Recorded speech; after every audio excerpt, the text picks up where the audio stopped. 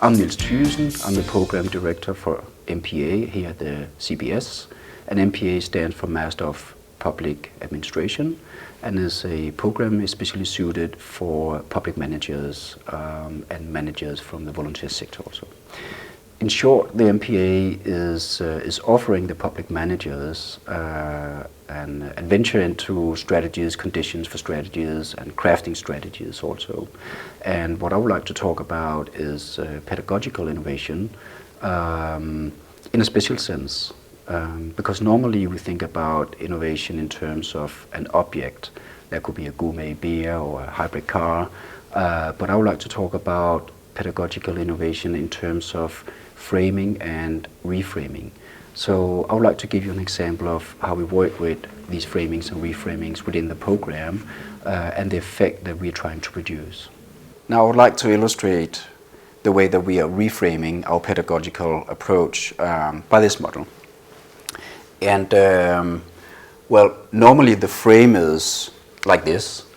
We have the CBS teacher teaching the students, and in return, the students are evaluating the teacher. It's a very simplified way of drawing it, but it's nevertheless basically the way that it works.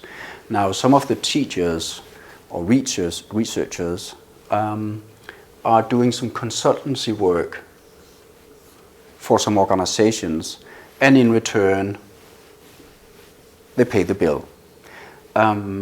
So what we have been trying to do is to reframe this situation and draw a line here, like this.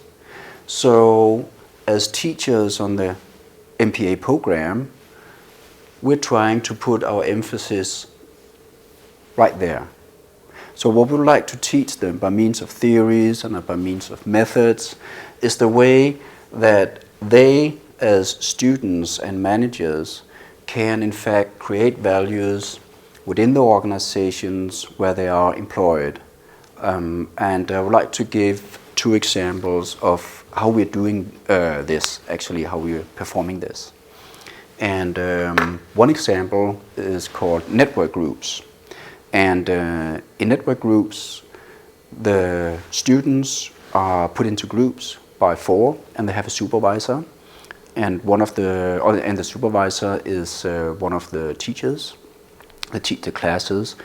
And what they're trying to do in the networks groups is to select the relevant theories and methods that they have learned in classes in order to utilize them and use them for understanding strategy and for creating the right conditions for strategies, and also crafting strategies that works within their own organizations.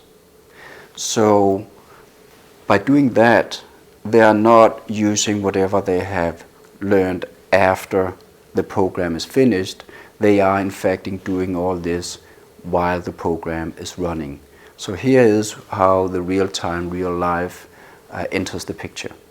The second example is laboratories. We have developed a laboratory model that we have integrated into a course called Innovative Strategy that is placed at the 3rd semester. And in that laboratory, to be more specific, it is divided into 4 sub-laboratories, so to speak. Now, the first laboratory, we have a board of managers presenting a complex challenge or problem that could be a challenge of a municipality trying to work with an integrated approach toward marginalized children or young people that are in need for help. Now, to work with integrated approaches in a municipality that are divided like they usually are is quite a challenge. In the second laboratory, the students work with not only the challenge or problem, but by reformulating the problem by means of theories and methods.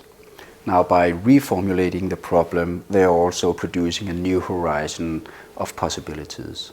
At the third laboratory, they in fact craft some solutions also by means of theories and methods that they have been exposed to in the strategy course.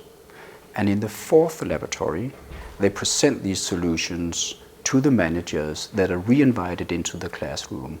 And we have done that twice. And in both cases, the managers would walk away from the laboratory with the actual strategies on boards, carrying them home and into their office, using them as a great inspiration of how to deal with this complex problem. So that will be the network groups, and that will be the laboratories that are in fact helping, by means of the teacher, the students, to create value within their organization or a organization, not after the class, but during the class. This is the real-time and real-life concept. I think that entrepreneurship and innovation are, or can be, closely related in the respect that, or in the sense that, that in order to be entrepreneurial, you need innovations. You need concrete innovations. And so if you try to be entrepreneurial at CBS by promoting business in society, which is a pretty new idea, because usually research is research and society is society to be studied, but here we want to do business in society. So I think that's pretty entrepreneurial. But it's just an idea, so you need concrete innovations. You need probably different kind of objects, not gourmet beers or not hybrid cars, but we can think innovation in terms of objects. But I think we also need to think innovation in terms of framing and reframing of how we teach, how we develop pedagogical approaches. And I've been trying to provide one example of a certain kind of reframing. So here it's not an object, it's more cognitive. How can we think differently? How can we innovate our thinking about pedagogical approaches? I think that the role and function of entrepreneurship and innovation is contingent, or should be contingent. And by contingent, I mean that here I have expressed some ideas of how to do business in society, how to create value while attending the MPA program. But I think we should always be aware of that this is a matter of choice. Now, another choice could be to value for the, knowledge for the sake of knowledge. Never forgetting the value of knowledge itself, instead of always thinking about how can it produce value, then also emphasize and value that knowledge is a value in itself. So in that respect, I don't think of this as any kind of universal approach or superior approach. It's just an approach that play with how can we produce business in society by creating value within the organizations, but of course we should also value that knowledge is a value by itself.